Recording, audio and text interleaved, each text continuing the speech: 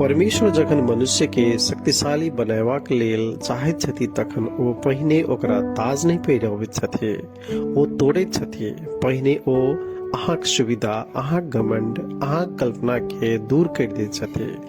एहि क्रम में जे किछु बच अहाँ लग रहि जाइत अछि ओहे असली अछि। ई सजा नहीं अछि, ई एक ईश्वरीय तालीम अछि। दुख अहाँ के नष्ट करे लेल नहीं पठाओल जाइत अछि, अहाँक भीतर के कमजोरी के ताइन बाहर निकालैत अछि।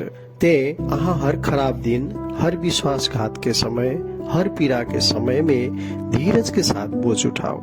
ई परमेश्वरक तरीका अछि जे ओ अहाँ के टुकड़ा टुकड़ा में निर्माण कर रहल छथि।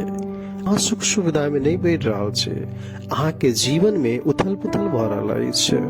दबाव के कारण अहाँ टूट रहल छी, वही दबाव अहाँ के बेचैन बना रहल अछि। जखन अहाँ घुटना के बल गिर पड़ैत छी जे आब सब खत्म भ गेल, तखन अहाँ ई बुझू कि ई अंत नहीं अछि, ई त अहाँ के पुनः निर्माण कर रहल अछि। ज्यादातर लोग तखन हिम्मत हारि जाइत अछि जखन दर्द असह्य भ जाइत छैक। मुदा चुनल गेल लोक आगि में ताबत धरि चलैत रहैत अछि जाबत धरि हुनकर चमक दिखाई लगैत अछि। एक एकटा नोर, हर परीक्षा, हर नींद नहीं पड़ल राति एही बातक प्रमाण अछि जे परमेश्वरक काजक नींव मजबूत भ रहल अछि। प्रभु अहाँ के खुश रखौथ। धन्यवाद।